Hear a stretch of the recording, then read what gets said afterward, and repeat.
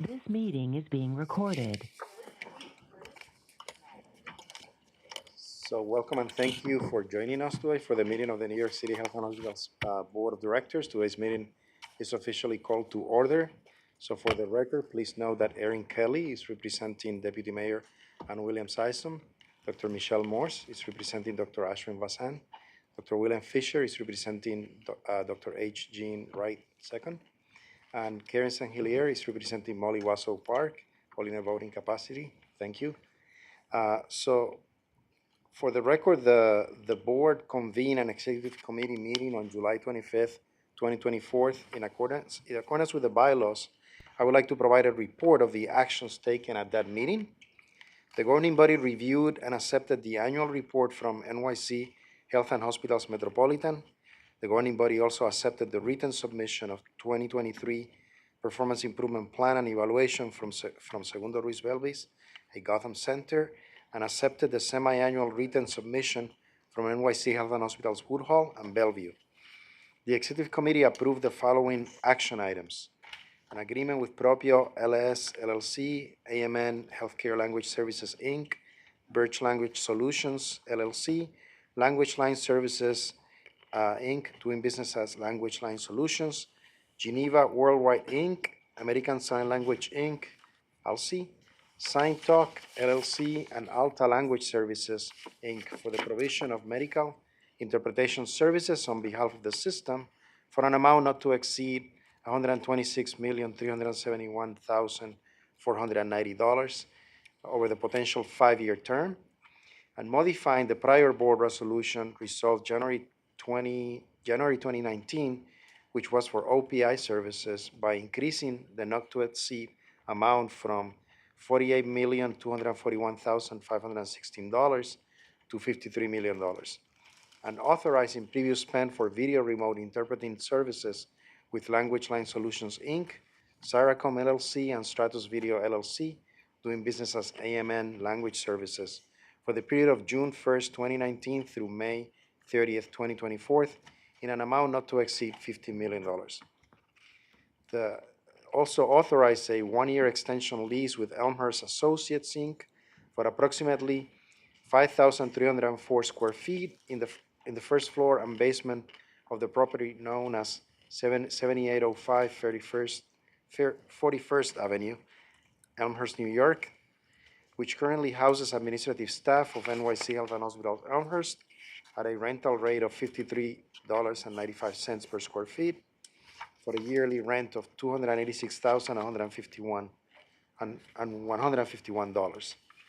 Also authorize a contract with Suite Group of New York LLC to undertake a decanting of NYC Health and Hospitals North Central Bronx Hospital as part of Correctional Health Services Outposted Therapeutic Housing Units for a contract amount of $12,069,614 with a 10% project contingency of $1,206,961 to bring the total cost not to exceed $13,276,575, and also authorize a design build contract with LF Driscoll Healthcare to undertake a renovation of the Women's Health and Labor Birthing Center at NYC Health and Hospitals Kings County Hospital for a contract amount of $38,630,954 with a 10% project contingency of $3,863,095 to bring the total cost not to exceed $42,494,049. And also authorize a contract with CDE Air Conditioning Pro Inc. to undertake a boiler and building management system upgrade project of NYC H&H North Central Bronx Hospital for a contract amount of $8,999,000 with a 15% project contingency of $1,349,850 to bring the total cost not to exceed to $10,348,850. And all these materials are posted on the public website. So next on the agenda is the adoption of the minutes for the Board of Directors Executive Committee meeting held on July 25th, 2024. Are there any questions or changes? Hearing none, can I hear a motion to accept these minutes? All in favor, please say yes. Yes. Opposed, say no. So the motion carries. So during the executive session, we just had one before, earlier today. During the executive session, the board received and approved oral and written governing body submission from NYC H&H Woodhull. The board also received and approved annual governing body 2023 performance improvement and evaluation plan written submission from NYC H&H Cumberland Diagnostic and Treatment Gotham Center, and the semi-annual governing body report written submission from NYC H&H Kohler Rehabilitation and Skilled Nursing Facility and Gouverneur Nursing Center. I also participated in the Joint Commission leadership session at South Brooklyn Health. But it was very impressive to see all the hard work and commitment of the leadership and staff. So thank you for all the hard work you all do. It was nice, very nice to have a chance to visit the facility. So I would like also to thank Sally Hernandez Piñeiro for participating in the Joint Commission leadership session at Lincoln. Would you like to provide any feedback, Sally? It was a wonderful session, Jose.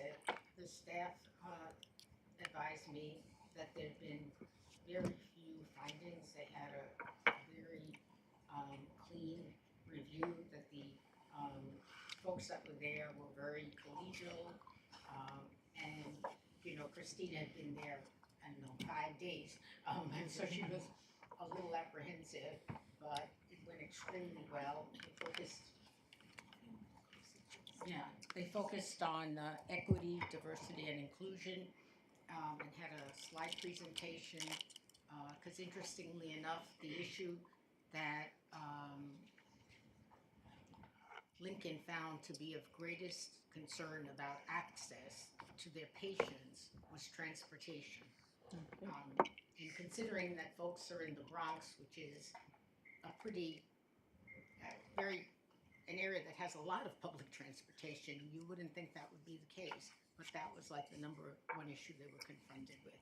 So I very much enjoyed the experience. Thank you for it.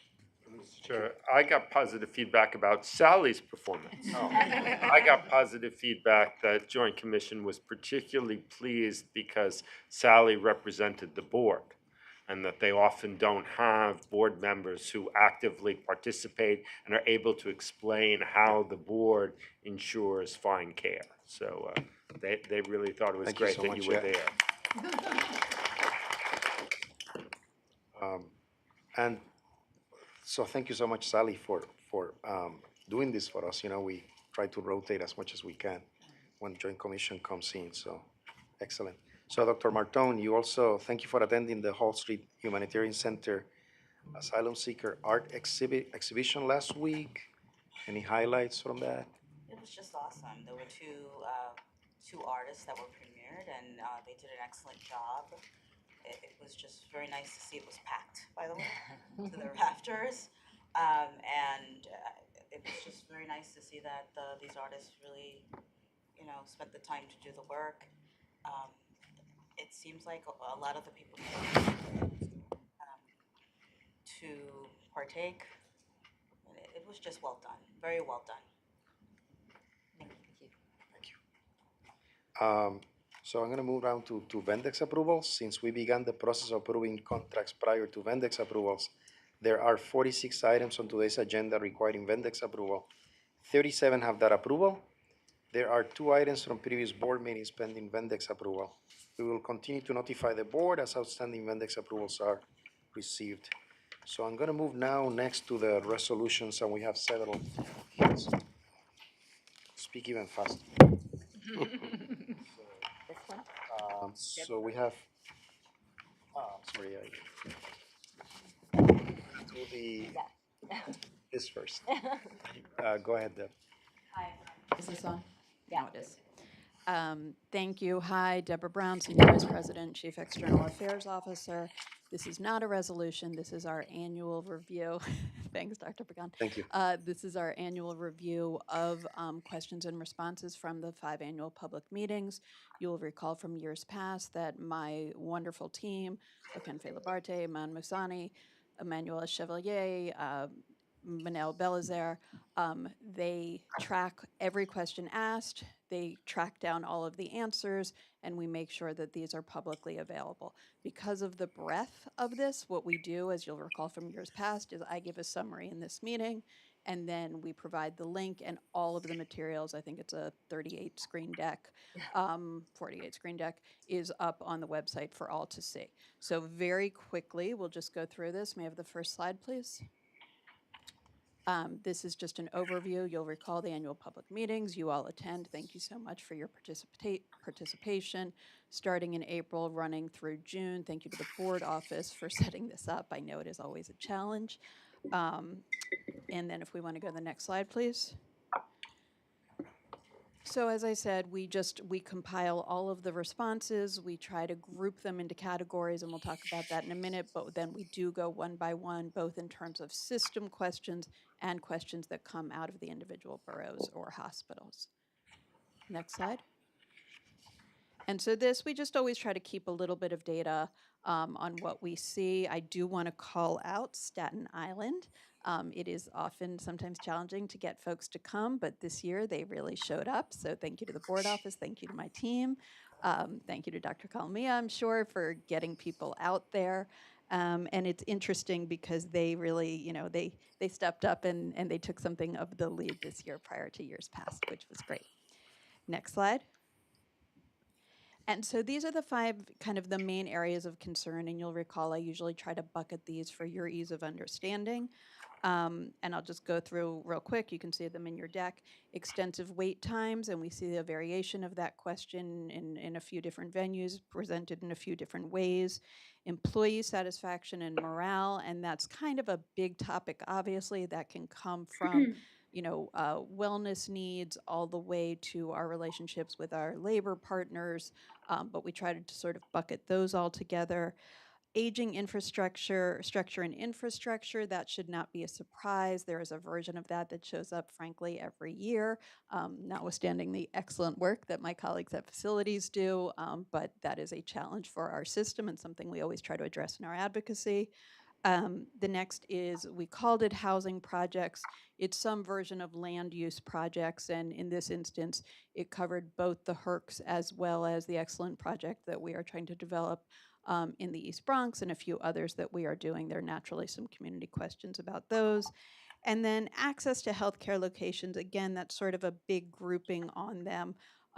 You know, as Dr. Kalamia knows, because we do not have an acute care hospital in Staten Island, that will come up often as a recurring question, notwithstanding the great work at Vanderbilt, requests for a Trauma One center, and also access to the show vans, which I take as a big compliment to that work.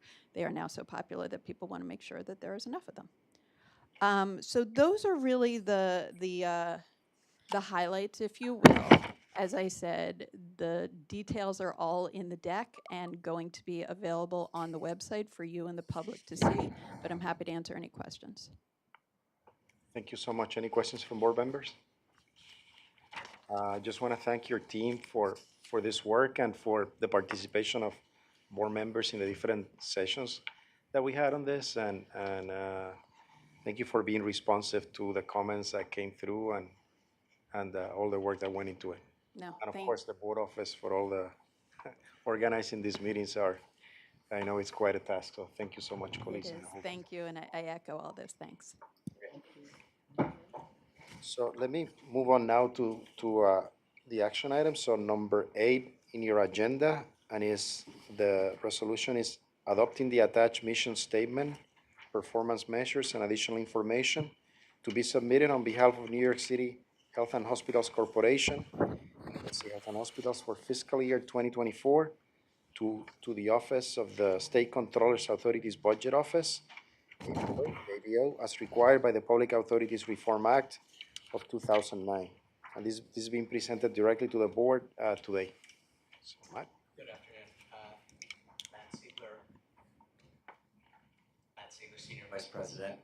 Glad to be back with you on this. This is an annual event for us that we're always proud to share our results and our mission with our state governing authorities.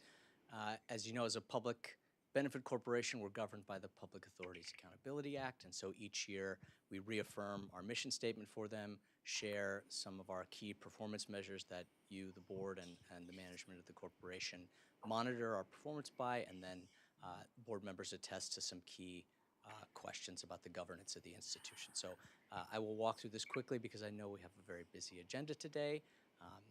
Next slide. These are the performance measures that we track in the board strategic committee. I think the coloring is a bit off on that, so maybe we can adjust that, but we track them as red, yellow, and green. Green where we are exceeding our targets and on the right track, yellow where we have a mix of performance, and then red, our friend, where we know we need to focus more and try to drive some more improvement. So these are divided into our 5 strategic pillars of quality and outcomes, care experience, financial sustainability, access to care, culture of safety, and then the foundation of our institution, our drive for racial and social equity. They are relatively consistent year to year, but we do update them and retire the measures as we complete key projects or move on to more focused and relevant items. So next slide is the glossary that just defines each of these measures. I think you're all familiar with many of them. And next slide, again, is some of the other measures. The key ones, we are retiring one IT measure, and then several of the kind of COVID-19 response measures will probably not be a focus for 2025. And so our mission statement, I love to read the whole thing usually, but I know you have a packed agenda, so I will not do that this time. But it is a wonderful and motivating statement of what we as a corporation do, and we're very proud of it. So we submit this to the ABO. And then these are the additional questions that board members are attesting to about your acknowledgement of the mission statement, description of the powers of the board, and other key items. And so this is the request for approval that Dr. Pagan already read into the record. Happy to answer any questions. Questions from board members? Okay. So let me ask for a vote. All in favor, please say yes. Yes. All say no. So resolution. Thank you so much, Matt. I think you go next.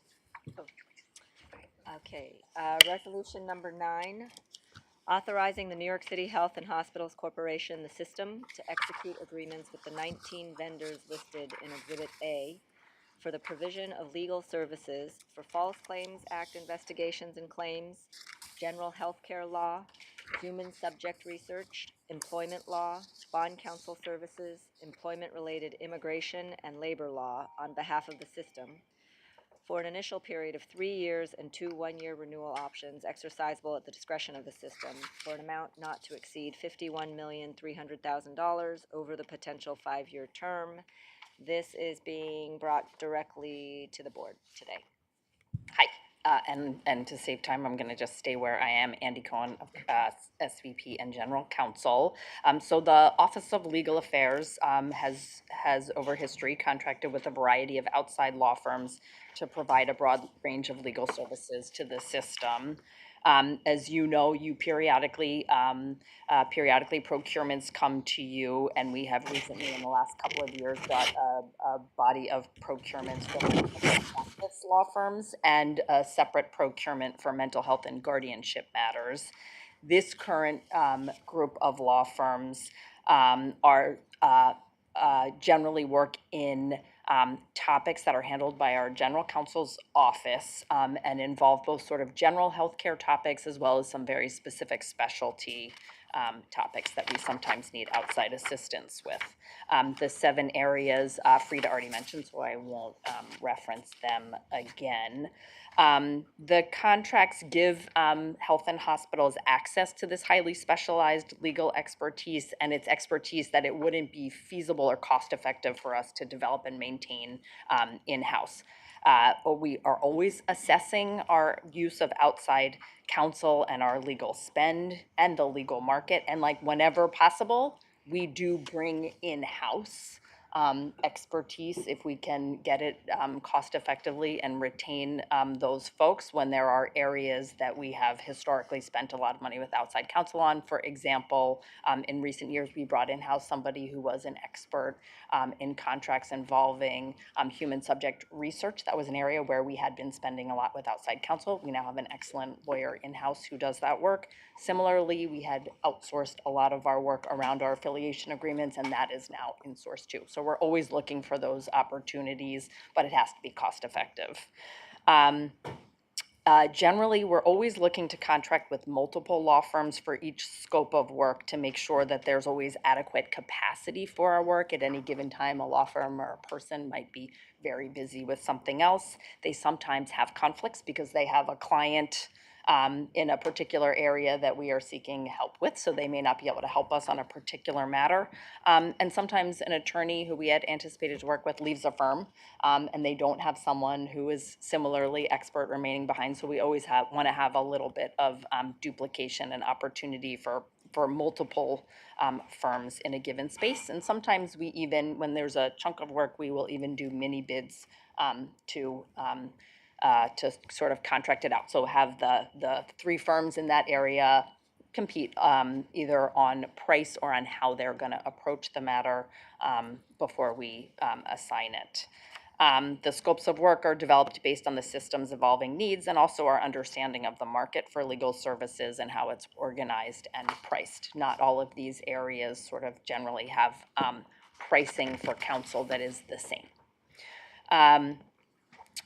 Over the last 5 years, outside counsel expenses for these scopes of work has averaged about $7.1 million annually, which was far below expectations and below prior spend.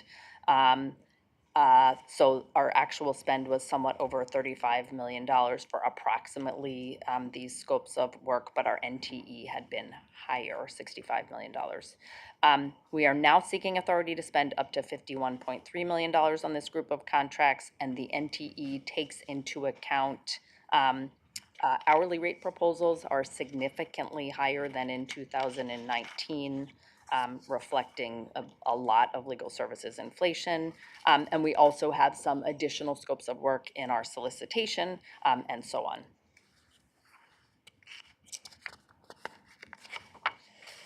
Our RFP minimum criteria are available on this page, and I won't go over all of them. Mostly it has to do with years in business, a certain amount of insurance, and expertise in the particular areas, lawyers with expertise in the particular areas in which we are competing for firms.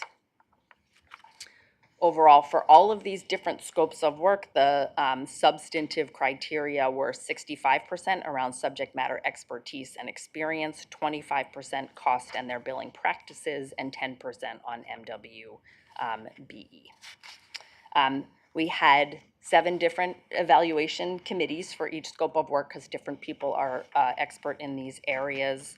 The people involved on these subcommittees represented the following departments, of course, substantially legal affairs, but then also labor relations, finance, human resources, compliance, research, graduate medical education offices, and a research office at Jacobi. The overview of procurement, I won't go through all of it, but we began our process in November of 23. We did hold an MWBE networking event in order to interest MWBE law firms in our work and to bid on our work with some success. And ultimately, final evaluation scores were submitted in May of 24. Sorry, Andy, the asterisk means they're MWBE, is that what that, on that page? Yes, thank you. Andy, did you have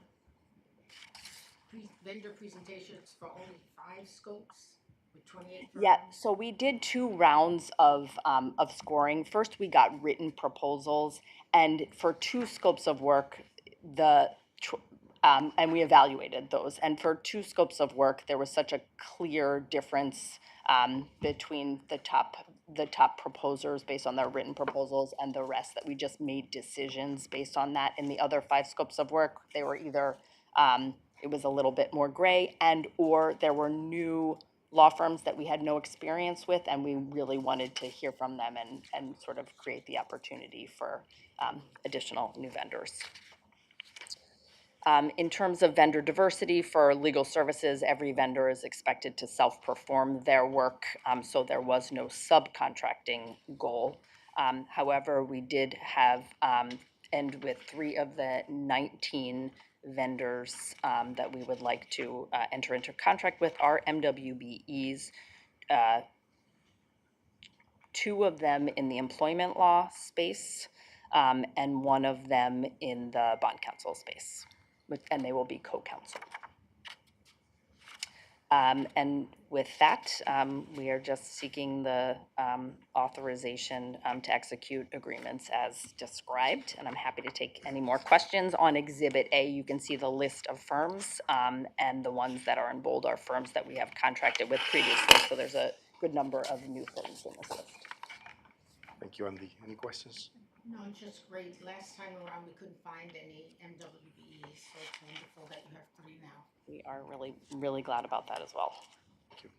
Andy, just a question, when you have multiple firms doing the different subject areas, do you, I mean, is it just, do they have different specialties in that particular area, or is it based on? As it turns out, what generally happens, occasionally there is a body of work that we think could be well done by, you know, all the firms in that scope. And in that case, when we can, and they all, we think, have capacity and nobody has a conflict, we'll actually do sort of a mini bid and say that kind of a thing, when that is a reasonable thing to do. Sometimes it's really hourly work, so it's a little hard. They won't usually, in some cases, they won't guarantee like that they know more than X work, because until they dig into it, they just don't know. But the other thing is that we really get to know that there are some lawyers at some firms who are particularly strong in one area, like inside that scope, hyper-specialized, whereas another attorney at another firm is really good at another area of that scope. We take pricing, of course, into consideration with those assignments, but we are usually not giving work to outside firms unless it is highly specialized, except for immigration and occasionally employment, where it's just a capacity issue. Thank you. Okay, so let me then take it. Any other questions? Let me take it for a vote. All in favor, please say yes. Yes. Opposed, say no. So resolution approved. Thank you so much, Dr. Calamia. Number 10. And authorizing New York City Health and Hospitals Corporation system to execute an agreement with Press Ganey Associates LLC for the provision of care experience surveys, including patient experience, employee engagement, nursing excellence, and healthcare consumerism on behalf of the system for an initial period of 3 years with 2 one-year renewal options exercisable at the discretion of the system for an amount not to exceed $12,380,433 over the potential 5-year term. This was presented on September 9th to the Medical Professional Affairs Information Technology Committee and approved their first presentation to the full board. Good afternoon, everyone. Thank you so much for allowing us to be here today on behalf of the Office of Quality and Safety.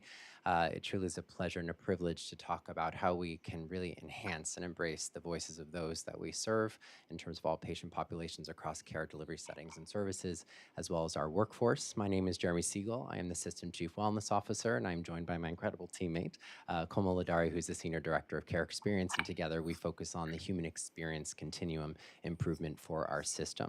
Before we move into the background and the current state of why we have stepped forward to request approval for our RFP to recontract with Press Ganey, we must always start with the why. And the why truly is it's the moral and ethical imperative to ensure that we collect the voices and co-design future improvements to really close the disparities of healthcare practices, as well as to enhance population health outcomes based upon how we rate and recommend our services and look deeper into the quality and safety of care for those that we provide services to. So if we go to the slide that's on the screen right now, we have contracted with Press Ganey Ganey in the past. They help fulfill all of our regulatory requirements through CMS to provide services and surveys to those that have sought care delivery across multiple care service lines to help us understand how we're doing, but most importantly, qualitatively and quantitatively, to be able to know where we need to go to further improve and satisfy their needs.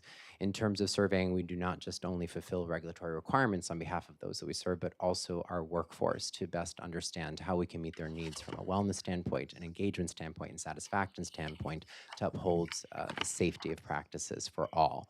In terms of stepping forward to request approval for an RFP, as the landscape of healthcare continues to evolve, so too does our opportunities to improve. So while continuing to request a procurement to be able to survey our patients and our staff, we have asked to expand services to better understand how we are not only being reviewed through all social media platforms, but to have a window into our system as the communities that surround us to be able to share with us what their experiences have been. In addition, because of many nursing designations and the opportunities to excel in nursing practice, we have asked to expand our scope of services.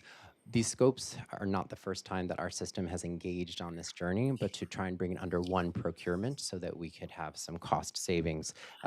So if you go to the next slide.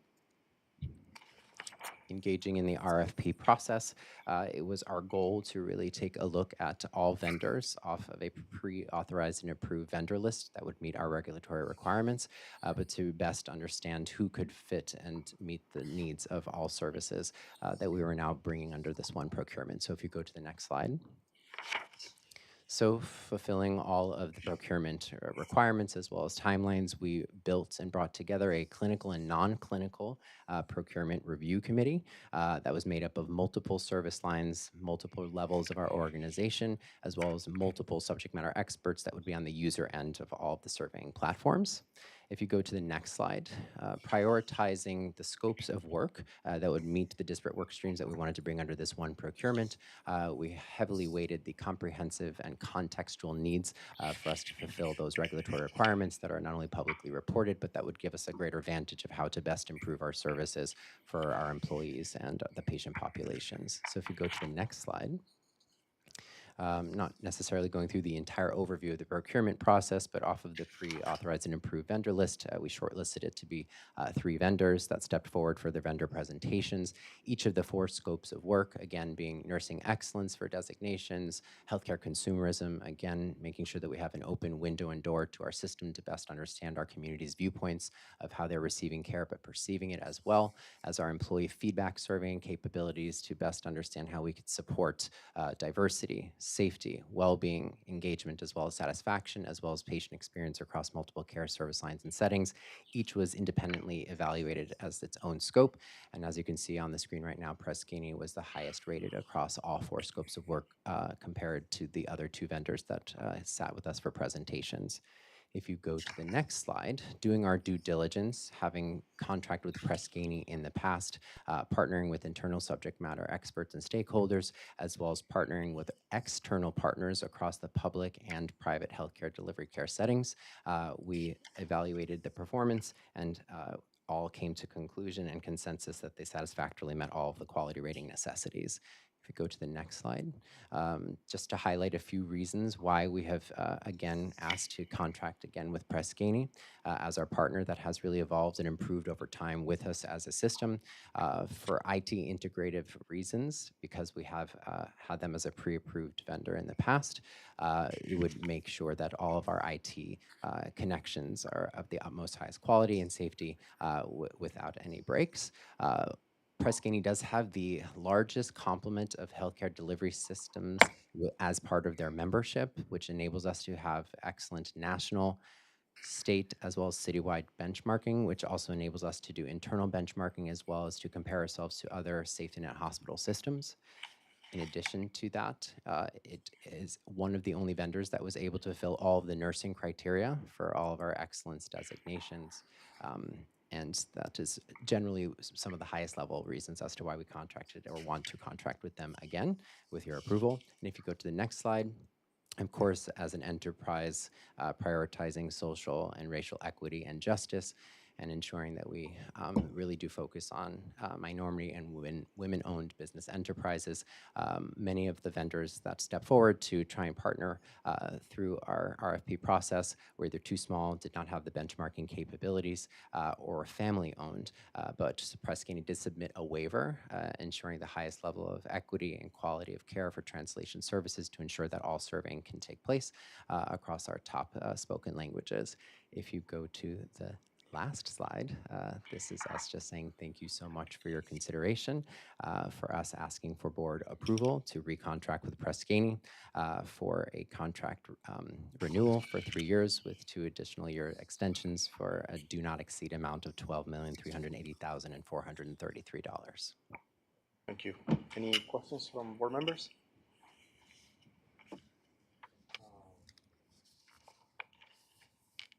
Okay, I have a, well, on the area of nursing excellence and healthcare consumerism, since that was added, just wanted to get a sense of like how active do you think they'll be in, like, how tailored is it for our system when you implement something new like that? For example, when I think about consumerism, are they going to integrate language differences and like reaching out to different populations and that we serve? And I guess more than anything, it's a comment that I'm looking forward to seeing how that gets done, you know. So thank you for the question. I'll speak to consumerism first. We did not want to invest in this body of work without trying it out first. So since mid-December 2023, we've embarked on a journey to do a demonstration project with them, with just 3 hospitals to see how these services function and how they can be tailored to our hospitals. We've received a lot of positive feedback, not just qualitatively in terms of the process of utilizing these services, but also in terms of the outcomes that we're seeing. The sentiments expressed by our consumers, so to speak, on Google and Yelp, for example, are exponentially, increasingly positive. And so are the number of ratings and reviews because we're doing more proactive outreach. So there was enough substantive reason there for us to consider expanding to the rest of the health system to be more inclusive of the remainder of our acute care facilities, but also to expand to other service lines like our nursing homes, community care services, and Gotham Health Centers too.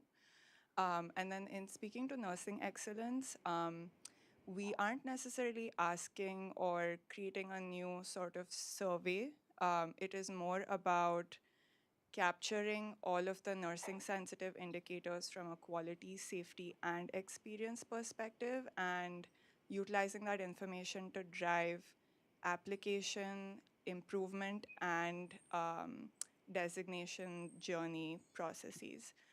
So all of what they do in terms of consulting services and the product offering help us to then achieve nursing designations, whether it's Beacon, it's Magnet, Pathways to Excellence, Lantern.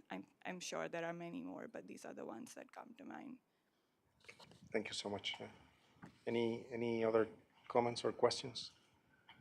So let me take this for a vote. All in favor, please say yes. Yes. All say no. Thank you so much. Thank you, everyone. Let me move now to number 11. Authorizing New York City Health and Hospitals Corporation, the system, to sign a 5-year renewal revocable license agreement with Loris Gifts, Inc. for its use of approximately 884 square feet to operate a gift shop on the main floor of the F-Link building at NYC Health and Hospitals Bellevue at an annual occupancy fee of $96,000 or 10% of gross sales, whichever is higher, to escalate at 2.75% each year for a 5-year total of at least $507,136. And this was presented to the Capital Committee September 9th, 2024. Thank you. Good afternoon, Marcia Peters, Chief Operating Officer, Bellevue. As you all know, hospital gift shops provide valuable services.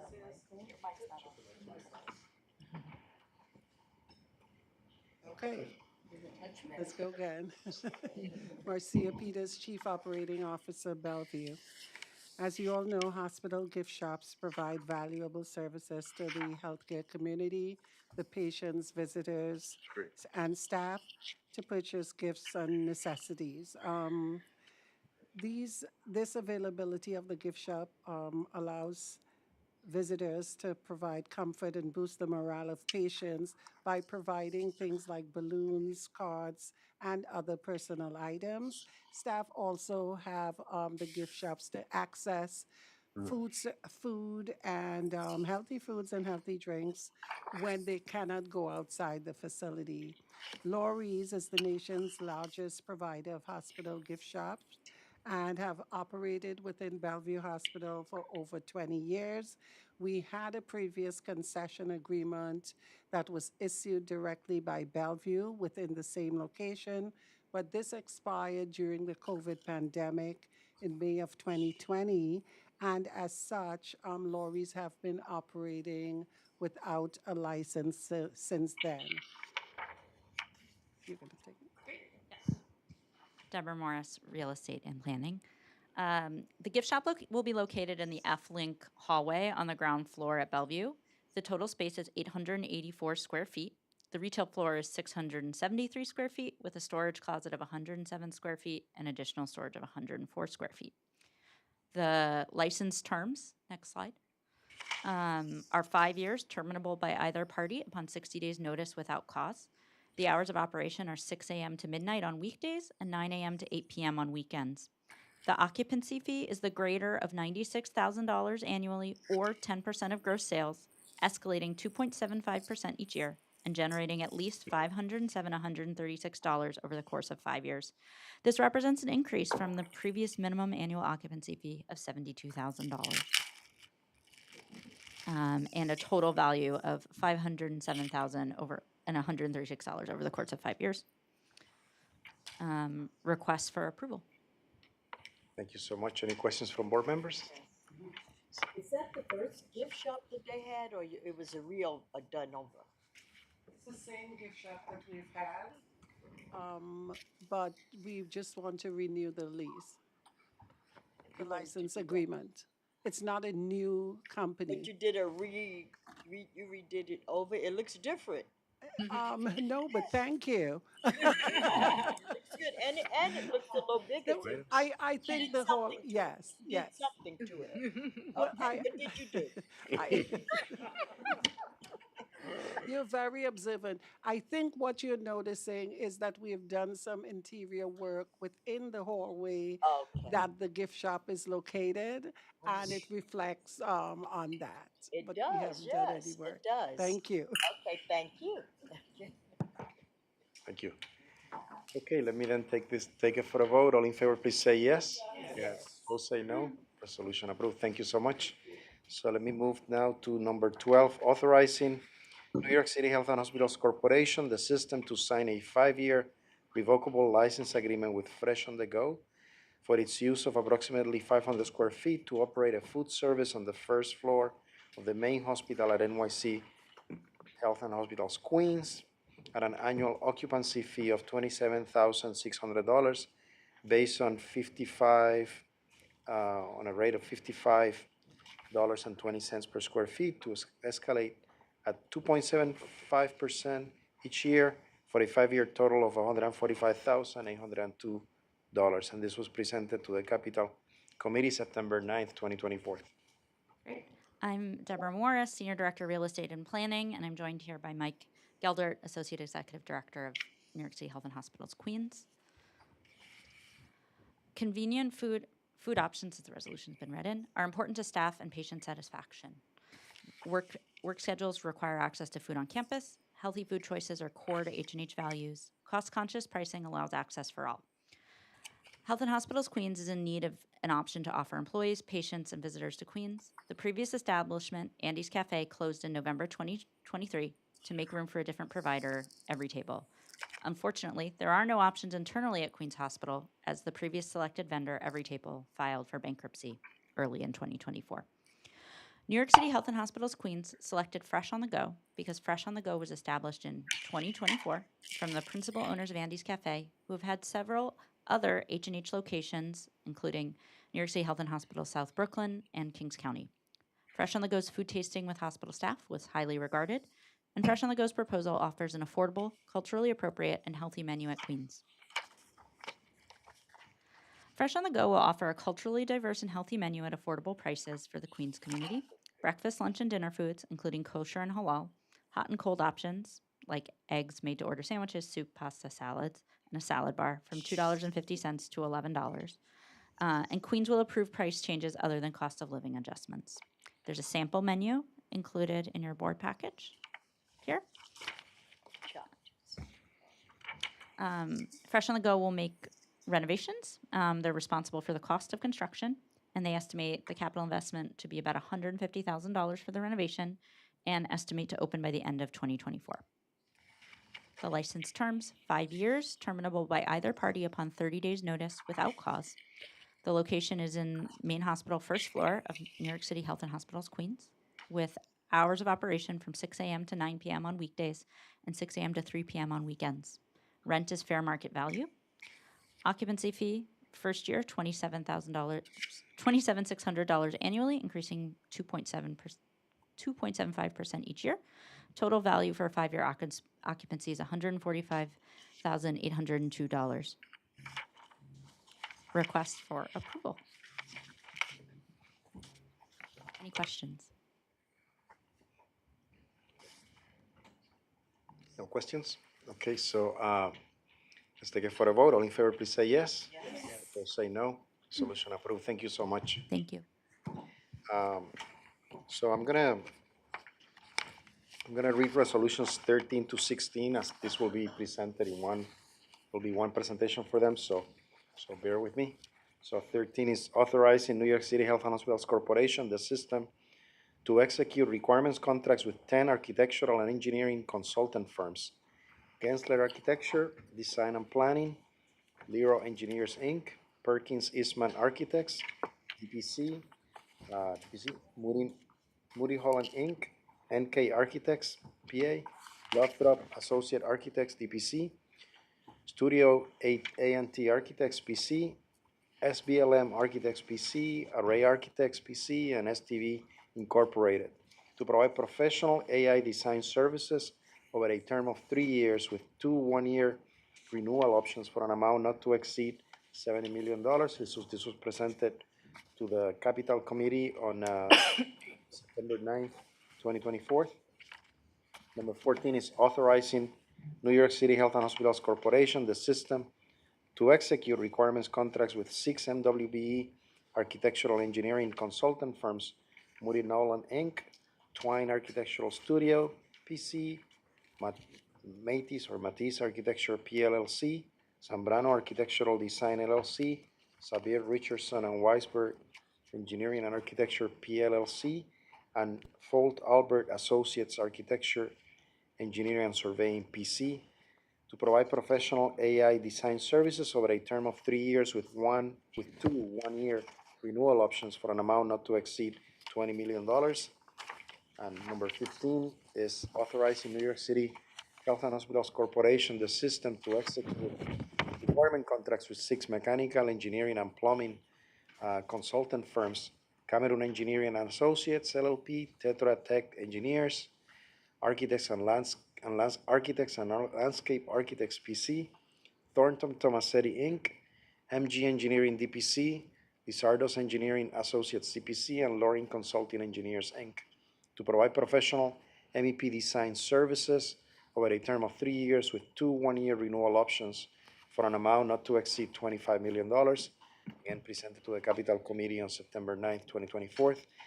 And number 16, authorizing New York City Health and Hospitals Corporation, the system, to execute requirements contracts with 3 MWBE mechanical, electrical, and plumbing consultant firms: Millhouse Engineering and Construction, Inc., Shenoy Engineering, PC, and Jacob Feinberg Katz and Michaeli Consulting Group, LLC, to provide professional MEP design services over a term of 3 years with 2 one-year renewal options for an amount not to exceed $5 million. And this was presented also to the Capital Committee on September 9th, 2024. Good afternoon, board members, Dr. Katz and Dr. Pagan. I'm Manny Sayers, Vice President of the Office of Facilities Development. This presentation will cover our design and mechanical services, which are essential services for what we provide in our system. I'll hand it over to our leaders, Oscar Gonzalez and Al China, who will take us through the presentation. Good afternoon, everyone. As we all know, as an institution as large as H&H, we require services from professional companies in architectural and engineering services to provide design and planning services, feasibility studies, and preparation of construction documents, construction administration, and cost estimating for our projects to improve our physical infrastructure. The current pool of vendors that we have to do that currently are 15. 10 of those are architectural and engineering firms, and 5 of them are specific mechanical engineering and electrical engineering and plumbing firms, which is set to expire at the end of 2024. Next slide. We are looking to increase our MWBE certification in these pool of contracts. And with that, we are trying to still achieve 50%, 30% MWBE in our general pool, which is our standard pool of larger firms to do our construction projects. And we are also looking to do MWBE specific pools of consultants to do smaller scale projects, which allows us to increase the amount of work provided to MWBEs to participate in our work and to give them a starting point to do more projects and larger projects with the institution. The distribution of work from these MWBE and AE pools will be done via mini RFP, and the cost breakdown, as you can see in the chart below, is 70% for the general AE, 20 million for the MWBE, for a total of 90 million for the larger pools. And overall, the MEP is 25 million for the general pool and 5 million for the MWBE specific, for a total of 30 million. Those pools together equal a total of 120 million. The criteria for the general pool and the MWBE pool are very similar. For the general pool, we have a 30% minimum for utilization of MWBE, 5 years experience in healthcare, and they have to be licensed in New York. The MWBE certification is slightly different, where they are MWBE certified firms, but the criteria of experience is 5 years for the licensed professionals at those firms. The substantial criteria for scoring is 25% for approach and methodology, 25% for quality and appropriateness, another 25% for their staffing, 15% for cost, and 10% for MWBE utilization plan. For these MWBE pools, slightly different, 40% for approach and methodology, 40% for their staffing, 10% for experience, and 10% for cost. The evaluation committee involved members of the OFD staff, both at central office as well as facilities throughout our institution. Next slide. Thank you, Al, and good afternoon. So really the goal of the criteria was to give an opportunity for the MWBEs by really accepting the fact that they didn't have the firm experience, but they do have the staff experience and really how do they approach the job. So that's why we're giving them a higher score on that, to give them an opportunity to be able to prime some of these projects. So we posted this on City Record. We invited 155 vendors plus 115 vendors of MWBE. I'll run through the procurement pretty quickly. We, as mentioned, posted on City Record. We got the approval from CRC last year in February. Proceeded ahead with pre-proposal conference calls, where 122 vendors attended for a general pool and 110 attended for MWBE. We received 33 general pool proposals and 16 MWBE proposals, where we scored them, and we brought back 36 vendors to participate in presentations over a 2-month period earlier this year. The evaluation committee submitted their final scores, and the results were right there, where we ended up with 10 general pool for the A&Es, 6 for MEPs, 6 AEs, MWBEs, and 3 MEP MWBEs. Talk about a little bit of a tongue twister there. The next slide shows you that we're looking to enter into contracts specifically for the mechanical, electrical, and plumbing for the general pool. Cameron, Constantini, Torrent Tomasetti, MGE, Lazardos, and Loring. For the MWBE pool portion will be Millhouse, Hanoi, JFK, and M. And we're looking to enter into contract for the AE services for general pool, Gensler, Lero, Perkins, Moody Nolan, NK, Lothrop, Studio ANT, SBLM, Array, and STV. And for MWBE, looking at Moody Nolan, they would be on 2 pools, general and MWBE. Twine, Matisse, Sembrano, SRW, and Foy Albert. Total amount would be $120 million. Vendor performance for the incumbents is coming up in the next slide.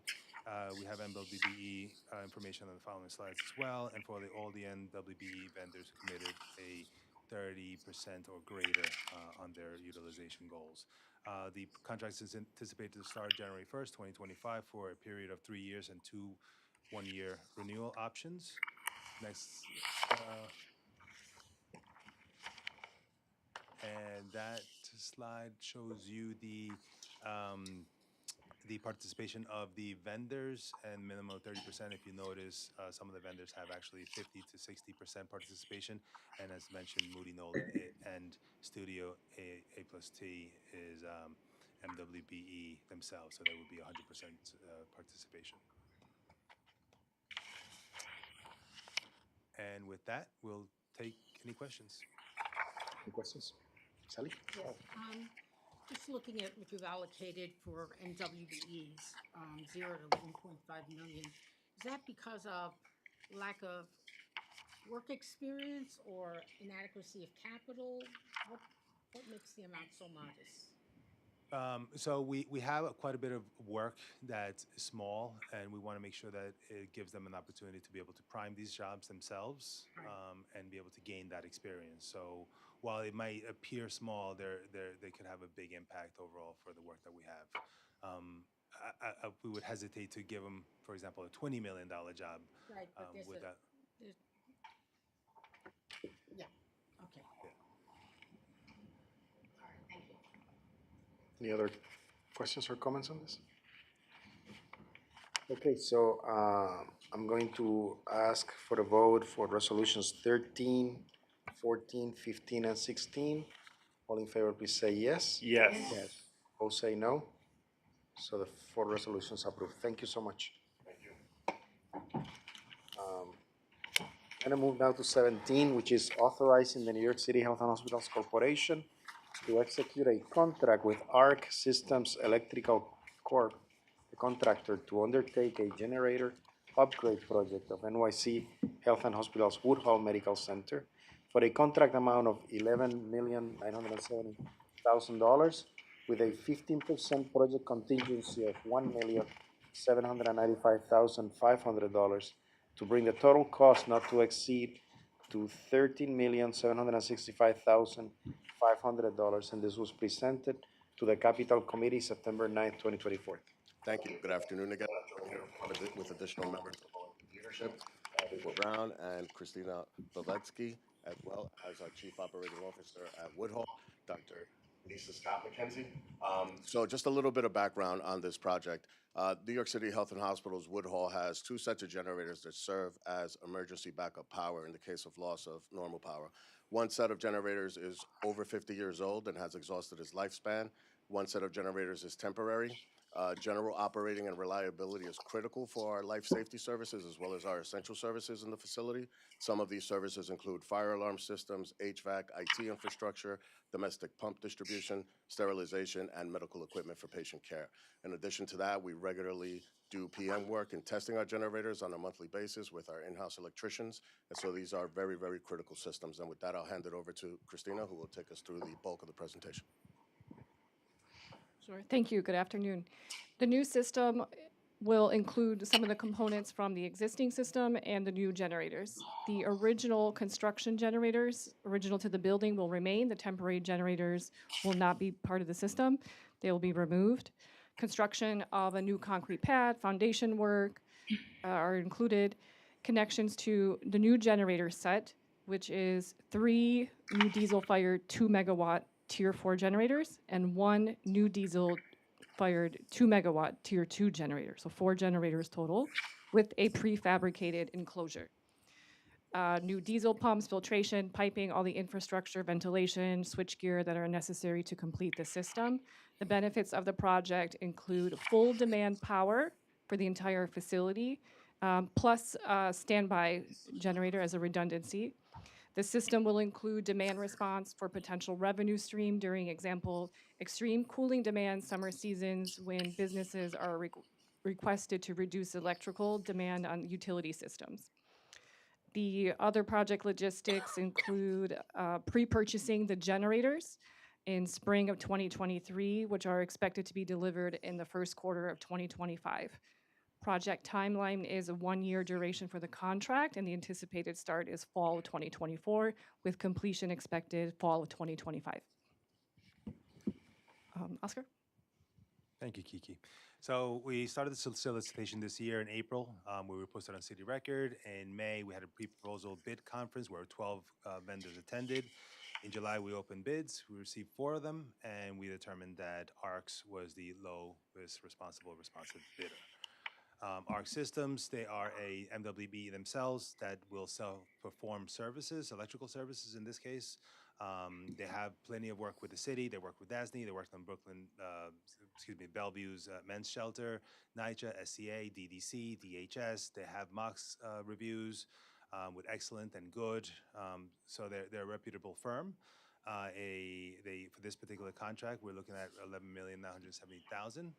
And the work is expected to start this fall, 2024, and expected to take about 12 months. Next slide shows you the project budget, construction, 11.9 million. Hi. Yes. Oh, hi. I just had my hand up because I might forget the question. Oh, okay. So I know you did the interviews and everything you were saying. How many MWEBs that signed up that's going to start in this new term?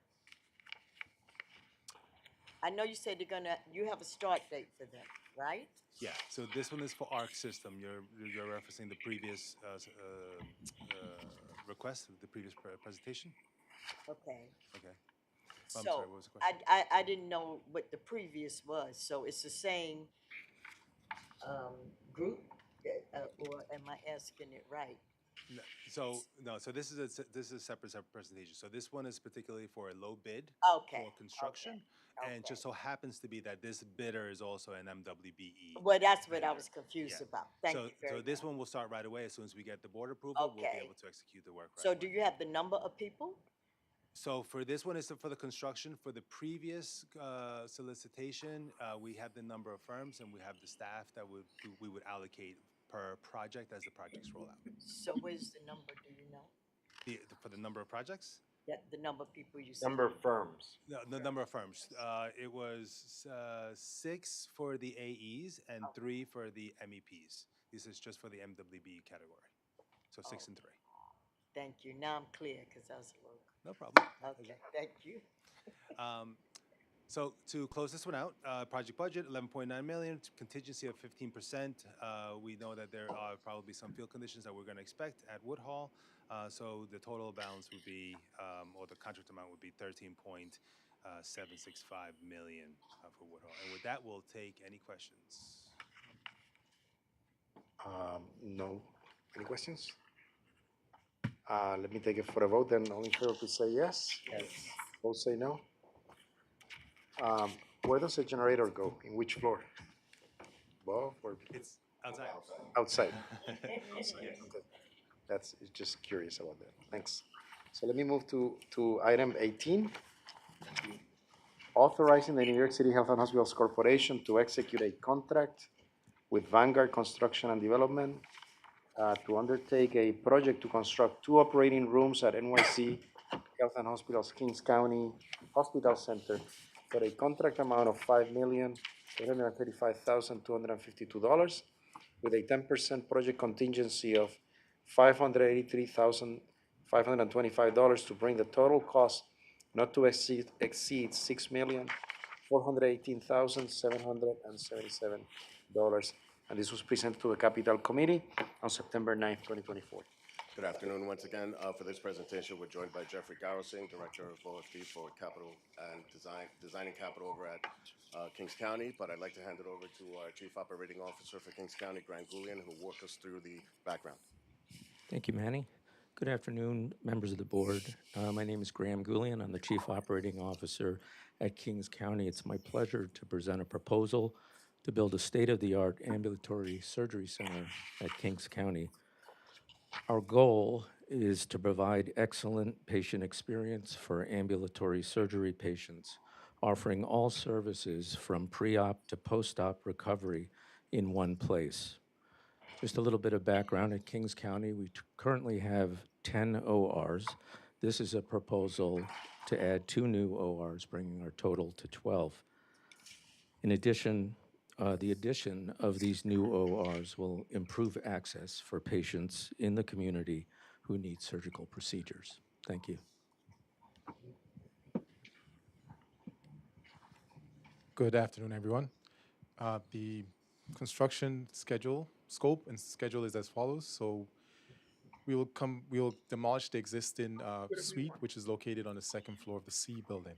Following that, we will then construct a new ambulatory suite following the approved designs, which would include new pre-surgery areas, operating rooms, new recovery areas, utility rooms, and other supporting rooms for this operating theater.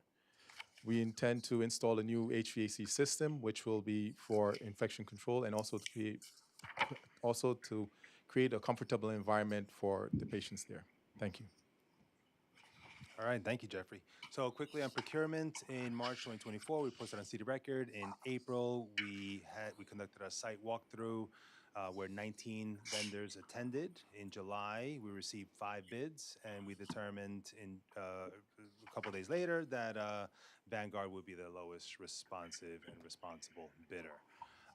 So as mentioned, this is posted on City Record. Next slide, please. Contract amount for $5.8 million. Vendor has completed 3 previous jobs with us, specifically Elmhurst, job at Elmhurst, Jacoby, and Harlem. And they have received 1 excellent and good on their evaluations. Some of the description there of additional work that they've done in a little bit more detail. The work is expected to start in spring of 2025 and expected to take about 9 months. Vanguard's utilization plans include 32% MWBEs, and right there you have a list of vendors that they'll be working with. The vendor performance questionnaire came back as good. And for the project budget, next slide, it's $5.8 million. Project contingency is 10% at $583,000 to bring in us to a total of $6.4 million. And the CP amendment for full funding is in process at OMB currently. And with that, we'll take any questions. Any questions? I had 2 just clinical questions. I'm not sure who's the best person to answer them, but great. So the first is just if you could say a little more about the current, I don't have a mic, I guess, but you guys can hear me. The current wait time for the most common outpatient ambulatory surgical procedures. And then the second, if you could say a little more about the data that informed your projection that the demand for those procedures is going to increase over the next few years. So we have in certain services long wait times. For example, bariatric surgery has about a 6-month lead time. Total hip replacement, total knee replacement, both have 6 months. What this project will do is allow us, we have 10 ORs total now, and that we do all of our procedures there, ambulatory, inpatient, everything. This project will allow us to decant the ambulatory out of there, thereby reducing the wait time for those procedures. Yes, you know, like the trends across the nation, across everywhere. Ambulatory surgery, more and more procedures are moving to ambulatory. The purpose of this project is to create an ambulatory surgery center so that these patients who have really pretty minor procedures can come in, get their procedure done, recover, and leave in a very sort of efficient fashion. So that's really our goal here, is to move that out of the main ORs to this ambulatory center. This is a wonderful project, and I just wanted to ask, along with the line of what Michelle was saying, what would be the top 3 or 4 ambulatory surgeries? You name now bariatric, and I forget the second one already. Hip and knee. Yeah, Hip replacement. Yeah. What other ones are there? those actually aren't ambulatory procedures. See, this is what happened when you ask somebody who's not a clinician these questions. Okay. But what I can tell you is that we're focusing on pediatrics, we're focusing on ENT and plastic surgery in our ambulatory surgery center. Don't ask me to go too much beyond that. So. Right, so tonsils, right, as part of the pediatric ENT. And just to be clarified, we don't do plastic surgery like Los Angeles does plastic surgery. We do plastic surgery like for people who need reconstruction following breast cancer, people who need reconstruction following massive weight loss from bariatric surgery. But what King's is doing is what all systems are trying to do, which is to separate out ambulatory from the regular ORs, because the regular ORs become dominated by trauma. And so then it becomes unpredictable when people's case is going to go, because everybody's waiting whether or not the trauma case is coming up or not coming up, or they're going to the CT scan or they're not going to the CT scanner. They're really 2 completely different things, and they have to be run completely differently. And I think what will happen is, as King's utilizes those ORs, you will do other things in them. There will come a time where you probably will do things like elective removal of gallbladder, which has become a very easy percutaneous surgery now.